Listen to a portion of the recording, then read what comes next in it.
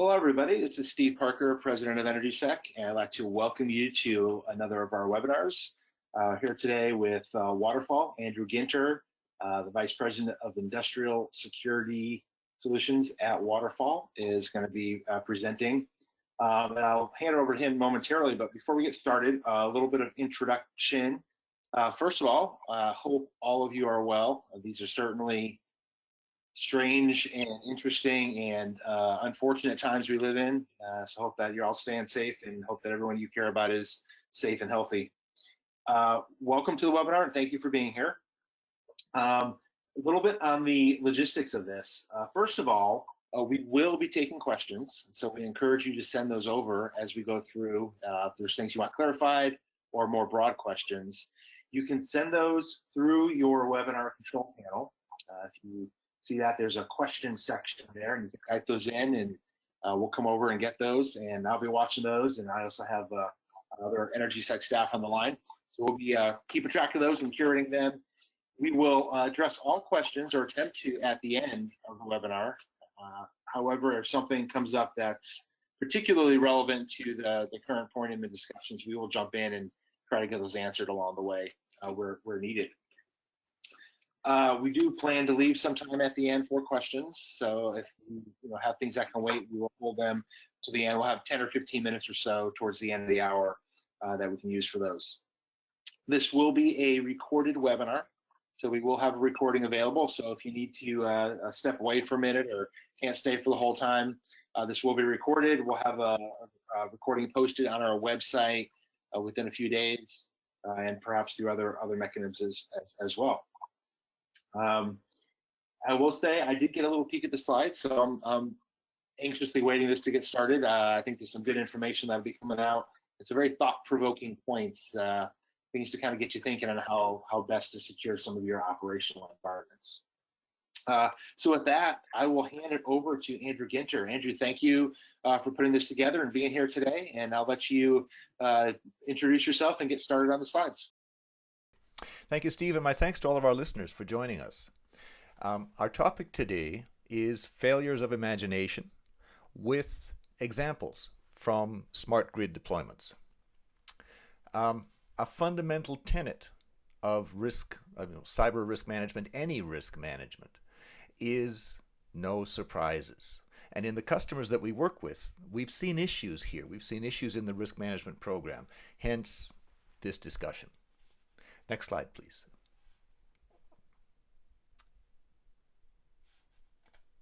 So a couple of basics, some terminology.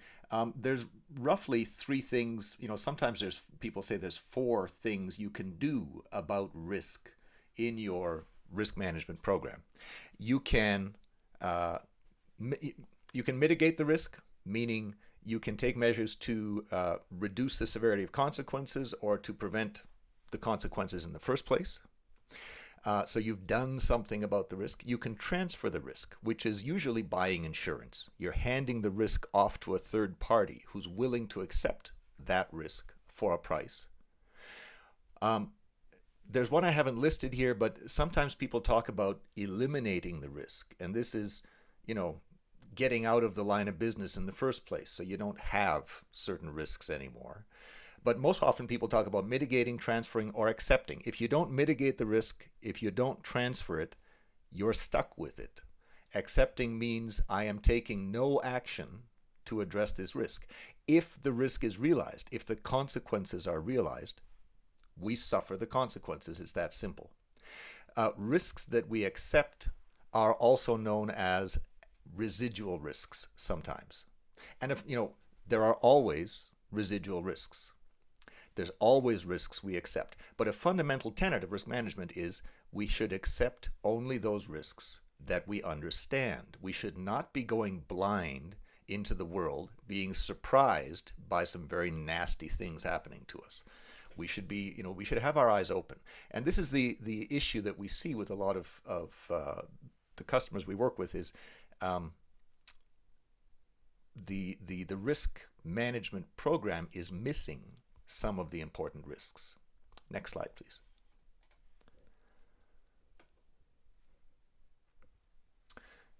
So Um, how do we get the worst case risks into our risk register? Um, what we have to do is consider worst cases. We're talking about what the high end of the risk register is generally where we see the gaps. So what I coined in my first book as the first 3 laws of SCADA security as a way to simplify thinking about risk. People have criticized these 3 laws of SCADA security. They've criticized this because they felt that it was too negative, too worst case. But this is exactly the point. If we're doing cyber risk management, we need to consider the worst case. We should not be blindsided by consequences when something truly nasty happens. So let me go through this quickly. The first 3 laws is a way to think about cyber risk, is a way to simplify cyber risk and start thinking about worst case analysis. Number 1, nothing is secure. Asking the question, are we secure, is a meaningless question. Security is not a binary state. Yes, I'm secure. No, I'm not. It's a continuum, like safety. We can always be more safe. We can always be more secure. We can always be less safe. We can always be less secure. Are we secure is a meaningless question. How secure are we is a useful question. How secure do we need to be is even more important. Anyone who uses secure as an adjective, as in secure boot, secure remote access, secure communication, secure hypervisor, all of those people are selling something. How would I know? I sell stuff. See if you can catch me at it. Second law, all software can be hacked. All software has bugs. I mean, I wrote software for 25 years. In spite of my best efforts and the best efforts of all of my colleagues producing product software, product quality software, every piece of product we produced had bugs. Some bugs are security holes. Some of these are known holes. Some of them are unknown, zero-day nasties. In practice, all software has bugs. All software can be hacked. And the third law, all cyber attacks are information. This is what cyber means, information. If it's not an informational attack, it's not a cyber attack. And every single bit of information can encode an attack. All information flows are also attack flows. In the worst case, imagine that every CPU at the plant is compromised. In the worst case, those compromised CPUs will issue every unsafe instruction that the CPU is physically able to issue. So, to understand, to figure out the worst case when we're thinking about risk, we actually need to get a group of people together with different skills. We need people with safety backgrounds, with equipment protection backgrounds, with who understand, the engineers who understand the physical process, the control engineers who understand the control equipment, IT people who understand the IT infrastructure that the control equipment, the control system works in, even IT hardware engineers, because what's the worst thing that can happen if every CPU is compromised? Well, there's a lot of nasties that can happen. So, for example, a lot of our infrastructure, a lot of our computers may in fact have safety issues in them that the software is masking. So, for example, I remember talking to a penetration tester. He was testing a prototype smart meter, and smoke was rising out of the smart meter. And the vendor was looking over his shoulder, going, "Why is there smoke rising out of my smart meter?" And the pen tester says, "You neglected to put a heatsink on the flash that stores your encryption keys." And says the vendor, "Explain this smoke." Well, your software said only write a new key to the flash, once every 3 months. And so, writing to the flash causes heat. Because you only write to the flash once every 3 months, there's no need to put a heatsink on it.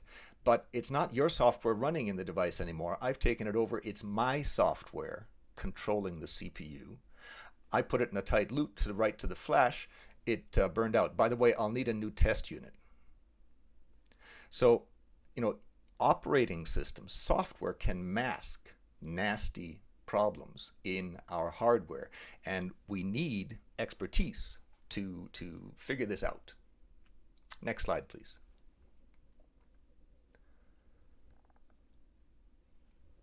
And so the question is, the question I hear a lot of people ask is, who would ever attack us? Yes, well, there's a whole spectrum of people who would attack you, and some of these people. When we're talking smart grid, a lot of the time we're talking, AMI. What is the modern acronym? Advanced Metering Infrastructure.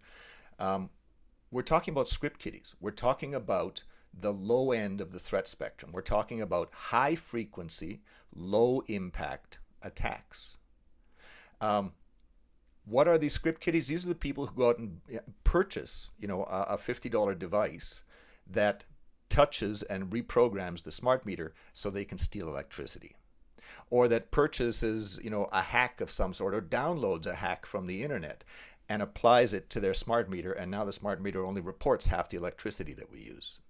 So these are not sophisticated adversaries. These are people who buy cheap tools from others and apply them to steal, $50 a month worth of electricity from us. Enough of these add up, high frequency, low impact, let's say, 10,000 of these, and we're talking a $500,000 a month hit.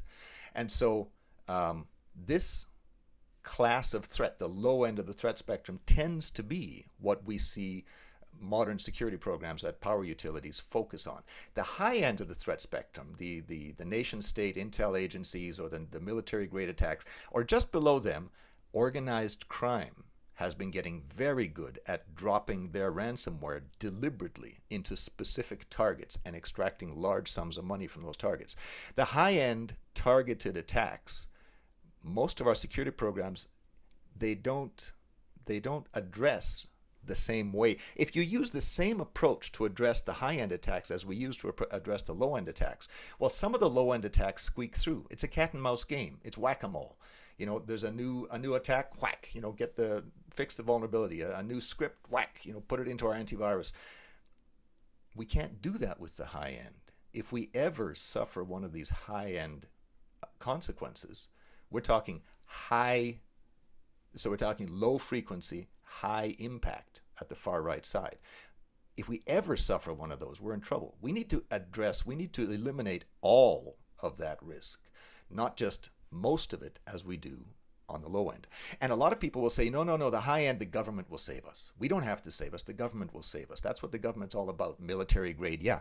In the physical world, does a power plant need to design its physical defenses to prevent a troop of 10 tanks coming and blowing the snot out of the site? No.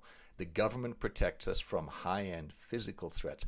The problem is the mechanisms the government has to protect us against high-end threat, they're too slow.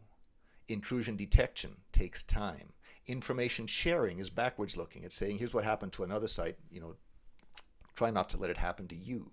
These are too slow. The good news is that there are modern mechanisms that I'm going to be talking about so that individual sites can address enough of the high-end risk that what's left over, the residual risk that we accept, is risk the government can help us with.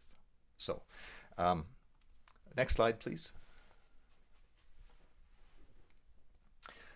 A word about software. I have nothing against software. All of the world's most secure industrial sites do all of this stuff. They use lots and lots of software, and they use other mechanisms.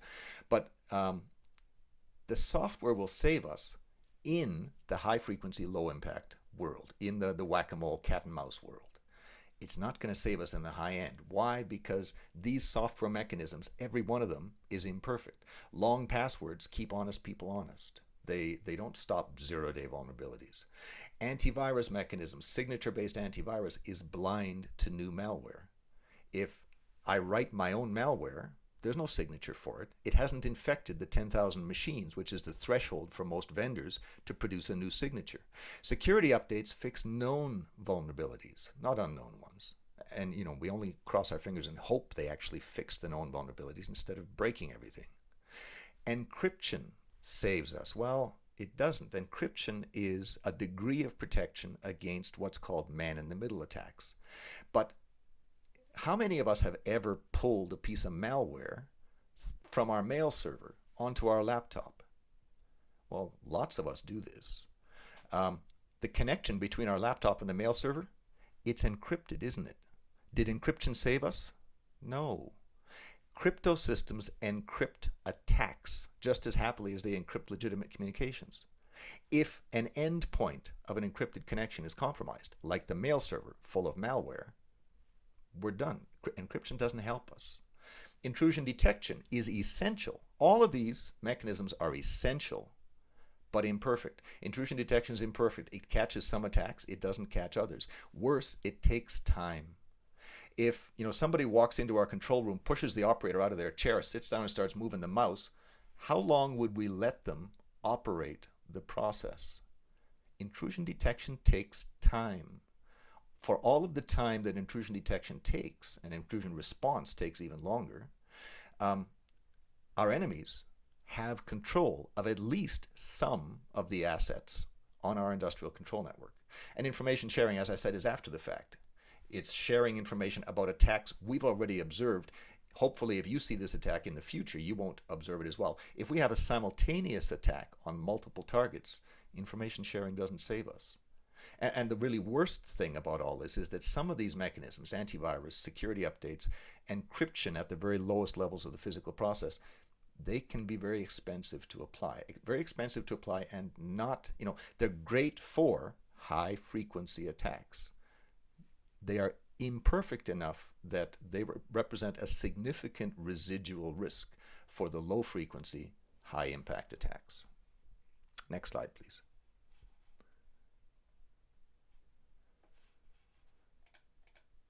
So this brings us to, what are we going to do about it? Security PHA Review is a new book out from the ISA, written by two authors at Connexus, which are, people who are focused on both safety and security. PHA is process hazard analysis. This is the kind of hazard analysis that is mandatory by OSHA, the Occupational Safety and Health Administration in the United States. You have to do PHA reviews for physical processes that have potentially threats to workers at the site or to public safety. The focus of the security PHA review is preventing safety incidents, preventing the most serious safety incidents. How do you do it? Well, you do it by looking at, a common way to represent a process hazard analysis is as a table with consequence and then, the cause, what would cause that consequence, and then mitigations you have in place, and residual risk. In that table, the security PHA review, the SPR folks, say add a column which describes whether the mitigation is hackable. If the mitigation is a safety instrumented system that you've connected to your network, that's software and it's reachable by your attackers. That's a hackable mitigation. If your mitigation is an overpressure valve, a physical valve with a spring, and when the pressure inside the vessel gets too big, it forces the spring open and releases the contents of the vessel into some kind of overflow mechanism, that's not hackable. That's a physical prevention. So what security PHA folks, what this methodology advocates is go through your safety systems, figure out which of your mitigations are hackable, and wherever practical, replace those hackable mitigations with unhackable physical mitigations. What this means is if we've got these physical mitigations in place, no cyber attack can compromise safety. Now, I spoke to the author, one of the authors of this book, on the Industrial Security podcast. I interviewed the gentleman. And I said, look, there seems to be a limitation here. You're focused on safety. What about reliability? If a safety incident occurs, if the overpressure valve trips, you trip the plant because you've released the pressure in the valve. Everything stops until you can restore the plant to a safe state. Do you have any protection in there that would prevent tripping the plant? And his answer was no. The focus of safety is safety. What we've done here is we have reduced the consequence from a safety incident where people's lives are at risk, or public safety is at risk, or the environment's at risk. We've taken that very serious consequence and reduced it to a tripped plant. If you want to prevent tripping the plant, go do other security things. This is focused on safety. So this is a new approach that's focused on safety. And to me, this is brilliant, because by the time I was done reading the book, I said, A, this is obvious. B, it's obvious, but I didn't know it was obvious until I read the book. It's the best kind of book. Why haven't we been doing this forever? So that's one sort of new approach to cybersecurity in the industrial world. Next slide, please.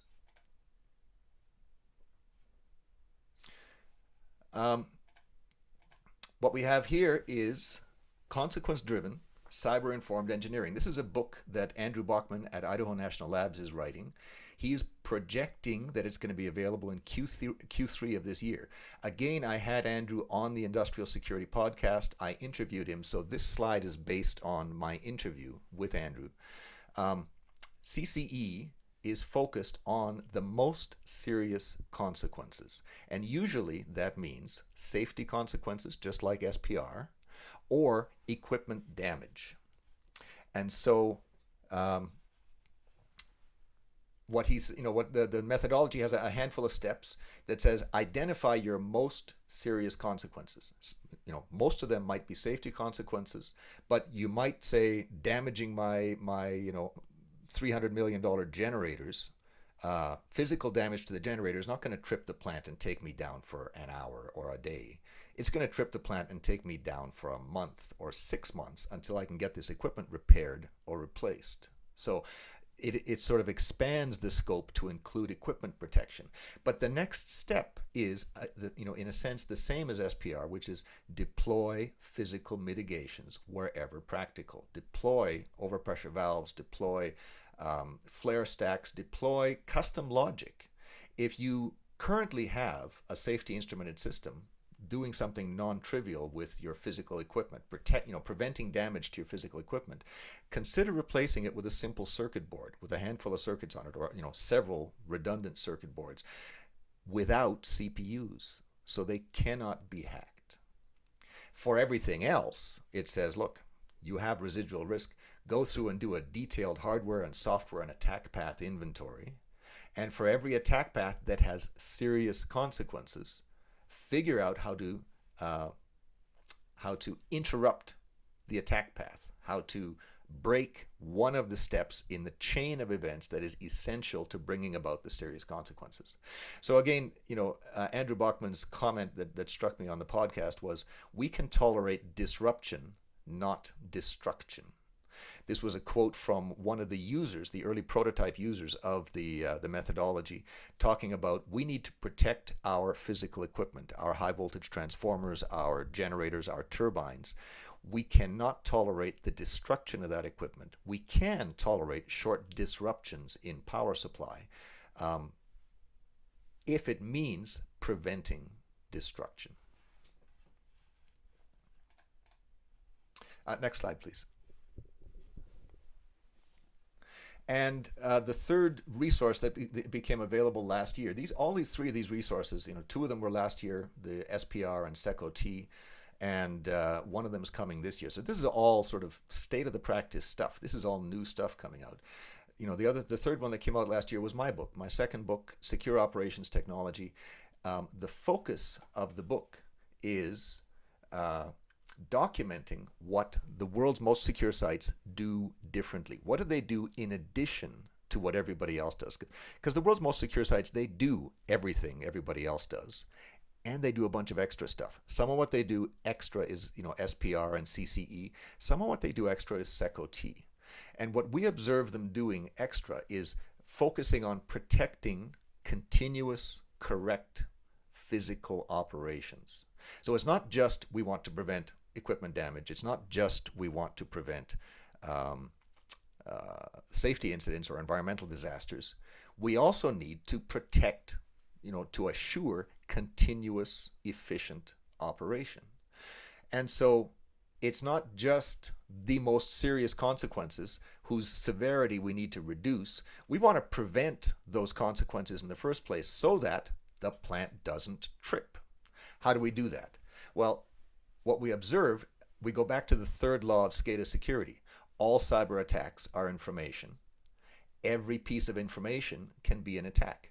The only way we can compromise an industrial system is to permit attack information to cross a physical or cyber perimeter into the control system. So focus on the perimeter. This is what the world's most secure sites do in addition to all of the software-based protections I talked about. They focus on the perimeter. They look at offline data flows, removable media, removable laptops. They look at every way that information can move from outside the system to inside the system physically, by physically being transported. Supply chain is part of that. And they look at online protection. And what they use pretty much exclusively for online is something called a unidirectional gateway. This is technology that permits information physically to flow in only one direction. It's not physically possible to send information back through a unidirectional gateway. And so if we do a comprehensive inventory of information flows into our site, we also have that same inventory is a comprehensive inventory of attack vectors into the site. And now we set about systematically, physically addressing each of these attack vectors in order to prevent any kind of compromise from reaching the site in the first place. Next slide, please. So let's go through some attack scenarios. How do we apply these new methodologies, these new ideas to concrete attacks? Consider an AMI worm. These have been talked about. A lot of the vendors and the utilities dismiss the possibility, but if we're going to talk about worst case consequences, if we're going to have a complete risk register, we need to talk about AMI worms, because a sophisticated attacker, think organized crime, ransomware, think a nation state with a physical conflict brewing. A sophisticated attacker can produce one of these worms. They can find 0 days. All software has bugs. They might need to produce a worm that can reach through several different layers and different kinds of targets. The meter is clearly one target, but a meter aggregator might be a second target that you need to get through in order to reach other meters. A meter information router for the AMI network might be another device you have to compromise, but in principle you can produce a worm that compromises as much as it needs to in order to infect 3 million or 6 million of your meters.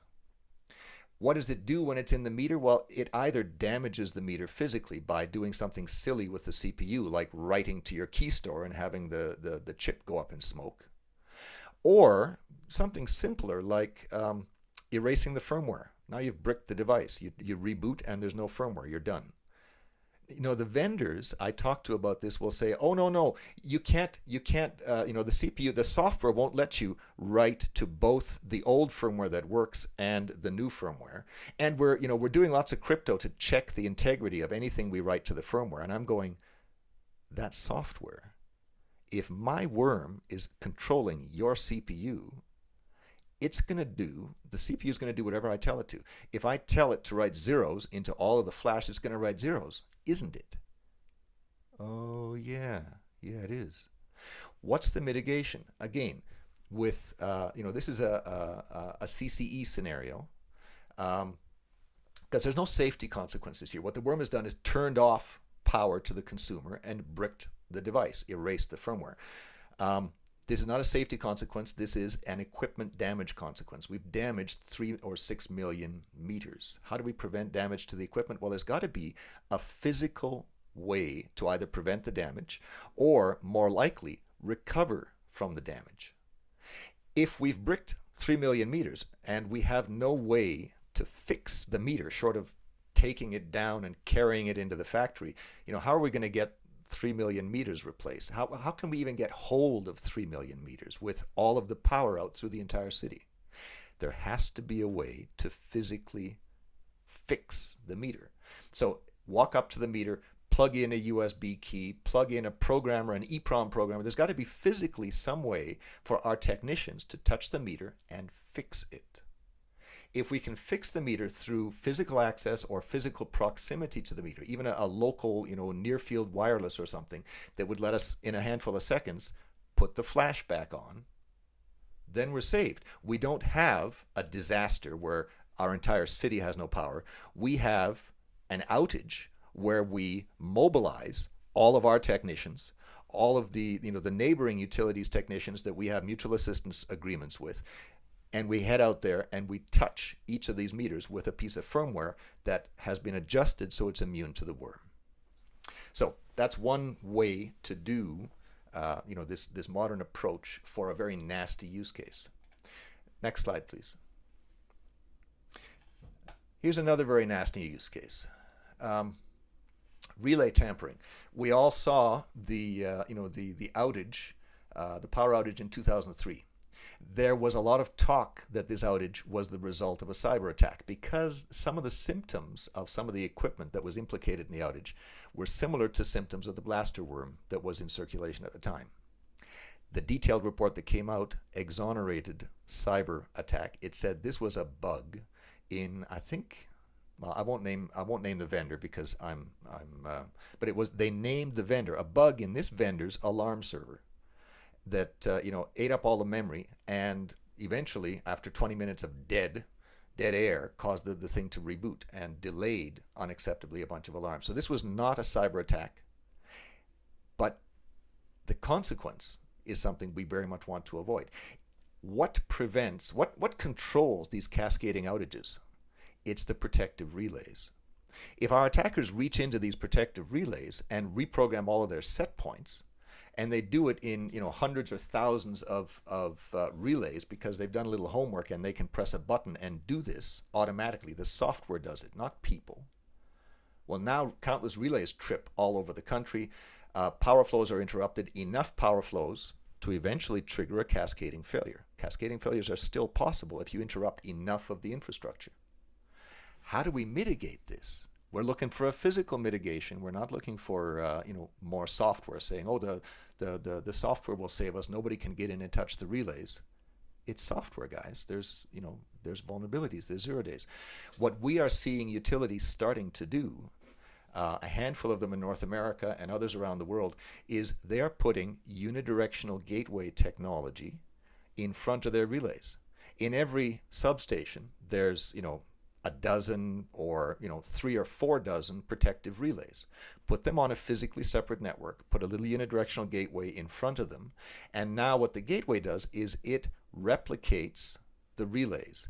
It polls the relays, it watches the relays. Anything that it sees change in a relay, it sends one way out through the one-way hardware, and on the outside there's software that emulates the original relays. The SCADA system can still use DNP3 to poll the relay replicas and get the latest status out of the relays to look at, to say, oh, you tripped, and look at the trip files, because the trip files are there in the replicas.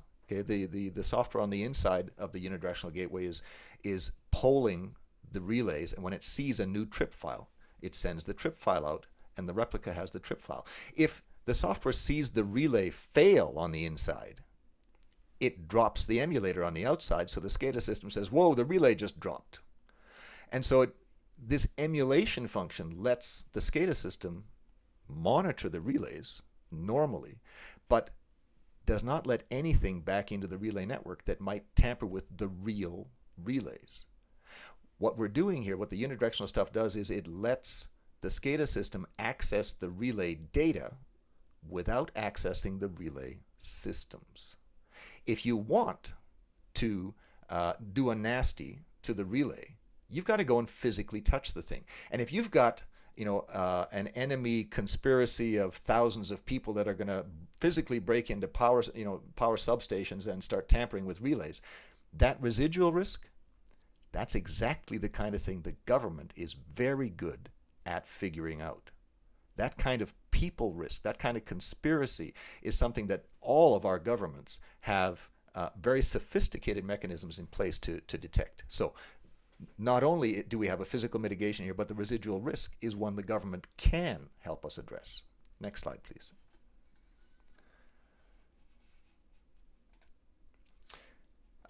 Here's a nasty a lot of people really aren't thinking about and really should be.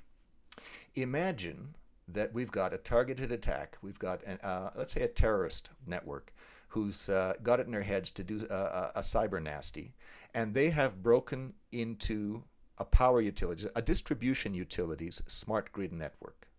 And the smart grid network is connected to the home network because the smart grid utility has we have convinced the customer that we should be managing their homes, and we should be, we have all this value to add because we understand the power system. Yes, well, the bad guys use our network now to break into thousands of homes. They target stovetops with touch screens. Go and look at any appliance store. More and more stovetops have touch screens. The CPUs turn on the burners. Compromise that CPU and you can tell the burners, all the burners on the stove, to turn on to max at 2 in the morning. You can do this for thousands of stoves throughout the city or throughout a country. You can, and a fraction, 1, 2, 3% of these stoves will have been left overnight with something on the burner. That something is going to burst into flames. Now we have thousands of homes burning to the ground, hundreds of people dead, and a terrorist network that takes responsibility. And there's going to be lawsuits because the bad guys got into this. They carried this out by compromising our smart grid network. The solution is a physical mitigation. The people who build these stoves must not put a single CPU in there that is network connected. The people who build these stoves need 2 CPUs. One CPU interacts with the touchscreen and controls the burners. The second CPU reports power usage and the status of the burners and whatever else you feel like out to the network. The CPU that can be reached from the network must be physically electrically unable to activate the burners, to activate any safety critical function. When you're designing stovetops or any kind of consumer device, any safety critical function must require a physical presence by somebody physically standing there at the stovetop. It must not be possible to carry out a safety critical function remotely. So again, physical change to the design of the stovetop. But again, a risk that I see a lot of utilities just not even considering when they start talking about connecting the smart grid network to the home area network. Next slide, please. Here's a nasty one. Again, a risk that we see a lot of people blind to. Not everyone. Like I said, the world's most secure sites have figured this out. I was talking to one power utility. I was a large generation utility. We were talking about cloud connections. And they told me, Andrew, don't want to waste your time here. We have a strict policy. No cloud connections from the control systems, the generating control systems, ever, period. Well, A, good for you. B, do you realize that all of the turbine vendors' central monitoring systems are in the cloud now? That every turbine vendor connection you have is in the cloud. Every vendor connection you have is going through the internet into the cloud. And there's going to be more and more of these vendor connections. In the discrete manufacturing world, when you're manufacturing automobiles or washing machines, we're seeing dozens, approaching 100 cloud connections, all of them to vendors from every manufacturing site. And we're starting to see that trend. We're looking at a dozen-ish such connections at a lot of power generation sites, and that number is climbing. Here's the attack. There's a poorly defended power plant somewhere in the world. The bad guys break into that power plant and find connections to a dozen or a dozen and a half vendors.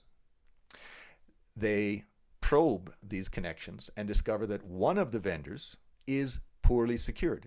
Are all of our vendors going to be secured to the same degree? No. Some are going to be more secure, some are going to be less secure. Probe until we find a poorly secured vendor. Compromise that vendor's cloud.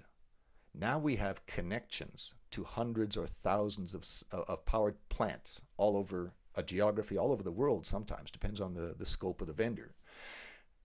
Use that compromised vendor to seed ransomware through the compromised equipment in these power plants into the rest of the power plant. Now we have one of our vendors dropping ransomware on dozens of our power plants simultaneously. Information sharing is not going to save us. Intrusion detection is not going to save us. This attack happens too fast. What's the mitigation? Physical mitigation. What we see people doing is taking unidirectional gateway technology and connecting it between their cloud accessible equipment and the cloud. You might still leave the firewalls in place in parallel. You might still have your firewalled software protection mechanism, but the highest risk connections you have in that plant are the connections that are going straight out through 6 layers of firewall, straight out to the cloud. Take those high risk connections, move them through a unidirectional gateway. Now, if a cloud vendor is compromised, nothing gets back into any of our power plants. If that cloud, if the bad guy wants to reach into a dozen of our power plants, they have to break into our IT network, and they got to break into each of the dozen of the power plants the hard way through the software. That kind of one at a time threat is something that, you have a fighting chance of detecting with intrusion detection. They might get into the first site or the second site or even the third, but eventually we're going to catch on to this. Information sharing, intrusion detection will save the fourth and the fifth site. So we can either put a unidirectional gateway in the plant, protecting the plant entirely, nothing gets in, or we can use the gateway for the highest risk connections, and those are the cloud connections. I have only a couple of slides remaining. A word about Waterfall, if I may. We are the OT security company. We have a family of products. Unidirectional gateways enable correct continuous operations. They prevent remote cyber attacks. Our Waterfall for intrusion detection systems enables safe security monitoring, safe intrusion detection sensor connections. It prevents attacks pivoting into OT networks through intrusion detection sensors. The Waterfall remote screen view is something that we are in fact giving away in this time of COVID crisis to any Waterfall customer who needs emergency remote access because they're key employees, because people are quarantined, because there's travel restrictions. So unidirectional remote screen view prevents any kind of remote access attack, even attacks using stolen credentials or stolen, two-factor dongles. And the whole family of technology provides safe IT/OT integration and prevents any kind of attack coming back into our industrial systems that might exploit trust relationships, for example, between the OT system and the IT system. Next slide, please. The resources, if you want to get hold of them, the ISA store has Security PHA review. Amazon has it as well. It's cheaper at the ISA store, even for non-members. The one that's coming out, CCE from Idaho National Labs, is due in the third quarter. You'll have to keep an eye on it. I'm certainly keeping an eye out for it. In the meantime, if you'd like to hear interviews with these authors, go on the Industrial Security Podcast. Just go to your favorite podcast app on the iPhone or on the Android. It doesn't matter. And search for Industrial Security, and you will find the Industrial Security Podcast, and you can subscribe to it. If you want to get hold of the Secured Operations Technology book, Waterfall still has a stock of these things that they're giving away for free to qualified applicants like all of yourselves. Go to waterfall-security.com/sec-ot and request a copy. It may take us a while to ship it to you. It's hard to get our own people into our own office with the COVID restrictions. If you want something a little faster, it is available on Amazon.com, but you'll have to pay for it. Last slide, please.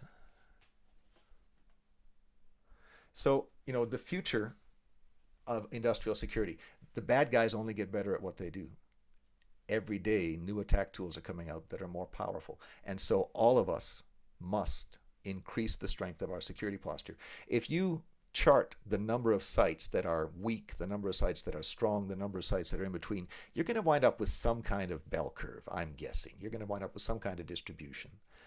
What the world's most secure sites do, what the sites on the far right side of the bell curve do today, lies in all of our future. I encourage all of us to read these modern approaches, learn about them, and start to apply whichever parts of the approaches make the most sense at all of our sites. Because all of our defensive postures need to be shifting to the right in response to the threat environment, and we need to be adopting the practices of what are currently the world's most secure industrial sites. We need to expand our imaginations to include the most severe attacks. The government cannot save us from those simultaneous attacks. But if we deploy comparatively cheap physical protection for the most serious attacks, SPR, CCE, SecOT, the government can save us from the residual physical and conspiracy and people risks that are left over. I encourage all of our listeners to think hard about these modern protections, these low-frequency, high-impact black swan attacks. And if you're curious, this topic is the topic of my next book on modern approaches to OT cyber risk management, hopefully due out by the end of the year, but I can't promise that yet. That's what I had for you. Thank you so much. Thank you, Andrew. Definitely good stuff. Anyone who is listening that has a question, I encourage you to get those into the queue. You can do that through the webinar control panel. And I do have a few things. Trying to figure out which order I want to ask these in. I guess to begin with, Andrew, it sounds like in a way you've almost gone counterculture. The current culture we have seems to be automate everything, put in more technology. I've talked about some of my experiences going to Home Depot and seeing light bulbs with Wi-Fi connections and Wi-Fi enabled hot water heaters, and it seems a little crazy to me. And you seem to, I think, be going counterculture by saying maybe we shouldn't be connecting everything this way. So I guess my question would be, have we jumped the shark, so to speak, on automation by trying to automate everything in the world? That's a good question. And I have sort of a high-level answer, but there's lots of detail, and I'm not sure my high-level answer applies to all four of my attack scenarios. But let me say that generally speaking, there's no such thing as swimming against the tide. Automation has value. Connectivity has value. Software has value. And so I think what I'm hearing from these new methodologies is not throw it all out. That was sort of the headline for, there was a funding that the United States Congress and I think Senate allocated to research towards analog control systems. And there's actually an episode on the Industrial Security Podcast interviewing Matt Gibson at EPRI about that research, among other things. His punchline, his point, my point is that automation is vital.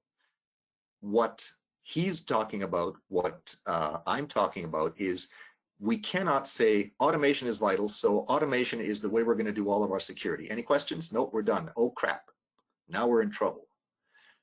What these new methodologies are doing are saying, look, there is a spectrum of possible protective measures.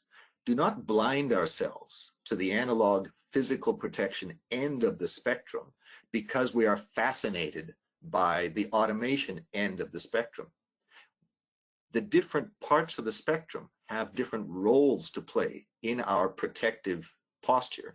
And if we do a proper risk assessment and we assess the residual risks when we have software-only protections for very serious physical consequences, if we assess the residual risks correctly, and we look at what a little bit of extra physical protection would cost, just an extra dollop of physical protection, we wind up in a much more, a much less exposed position.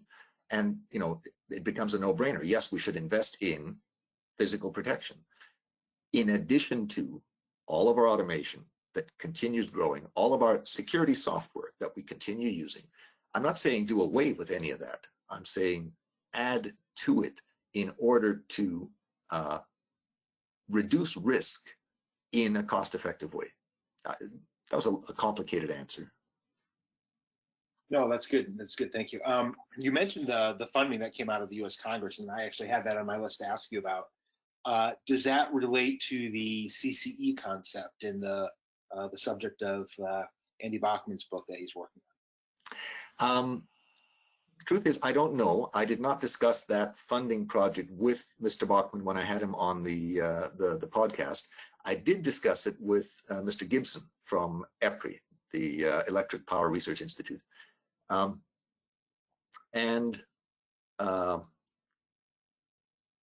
The project that they had going at EPRI, the specific project, was for those functions that really we cannot tolerate interruption of. They had developed a, roughly speaking, an analog PLC. Basically, at the high level, they're taking ladder logic programs and compiling them into gate array logic, which is not a CPU. It's just transistors that you can wire. It's basically a cheap way to produce a custom ASIC in a couple of minutes by programming a device. So they're producing these, in a sense, custom ASICs to reflect ladder logic, and that's a good match. Ladder logic came from wiring diagrams.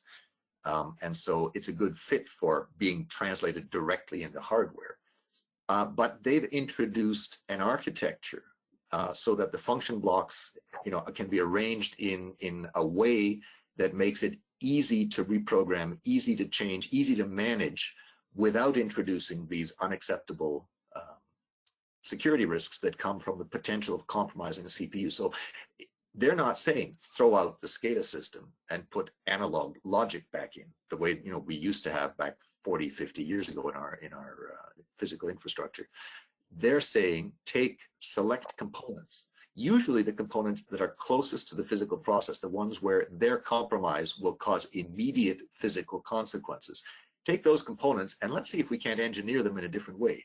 Everything else, all the other layers of software are still going to be there. They still have cloud connections. They still have expert systems. They still have big data analysis going on. They still have all of that software, and that's just going to grow in influence.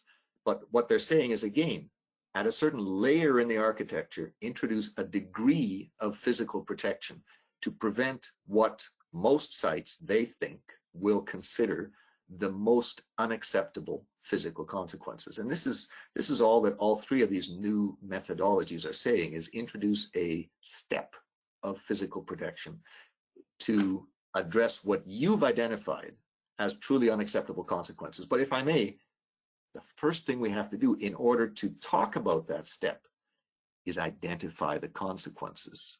We need to get much more paranoid when it comes to figuring out what is the worst thing that can happen to us. Okay, now that we've expanded our risk register, now what are we going to do about this? And now we can start talking about, cost-effective points of physical protection in our protective layer, our protective architectures. Interesting. One example I've heard talked about kind of comes from the movie TV script side of things. If you think of traffic lights, somebody hacking in and turning the traffic lights all green. And an analogy, I think, to what you've been discussing is where you have a physical mechanism in the traffic light controllers that does not allow all the lights to be green. You have certain states that the lights can be in, and then you use software to shift between the states, but you can't actually make all lights green. It's physically impossible to make them all green. Is that kind of what you're talking about here? That's absolutely what I'm talking about. And I remember a conversation with a traffic light engineer, and they might some of the traffic light systems might actually have something like that going on, but I forget the details. So it sounded like, good on you guys, you figured this out already. They've already got, logic in place that says you can only be in certain states, you can only select the states. I can't remember if that logic was hardware enforced or if it was purely software, but they've already got that design in place. And so saying, oh, this analog stuff is an alien design concept, it's not. Precisely the mechanism you've described, namely, there's only 27 possible states for all of the sets of traffic lights together. That precisely that design is the design that's already used. It's a safety feature. It's a safety, a safety-oriented design. It may be entirely software, though. I'm not sure, but the concept is one that is a natural fit for the lowest levels of the design of traffic systems already. We don't have to change design here. We're talking about changing implementation. Interesting. Definitely good things to think about. Excellent presentation. A lot of things to think about. Thought-provoking concepts. Very important concepts. And I like the references to the books you mentioned. I do have an autographed copy of your book. Thank you for that. My pleasure. And definitely looking forward to Mr. Bachman's book coming out. I know him well, and he's a sharp individual, so I'll look for that as well. We are coming up on the top of the hour, so I guess we'll wrap it up. I want to thank you for presenting this. Thank everybody who's been on the call, and if those of you who may be listening to the recording, thank you for taking the time to listen to the recording. And if there are questions after the fact, is there contact information, Andrew, for you if people want to get a hold of you? Absolutely. I'm on LinkedIn, and if you want to send me email, I'm andrew.ginter, first name dot last, at waterfall-security.com. I'm happy to chat with people. I'm always happy to get feedback on the book. I can only get better with my next writing if I get feedback on the current stuff. So have a read and let me know what you think, good, bad, or ugly. I'll take it all. Feedback is feedback, and I try to learn from it. So thanks so much. All right, Emma, thank you. I know I appreciate the fact that you do a lot of thought leadership and the writing of books, and I know you do sell things as well. We won't hold that against you, but I thank you for thought-provoking thought leadership. That's what that word means. And with that, top of the hour, we'll let everyone go. Thank you again, and hope to see you on a future webinar. Have a great day, everybody. Thank you.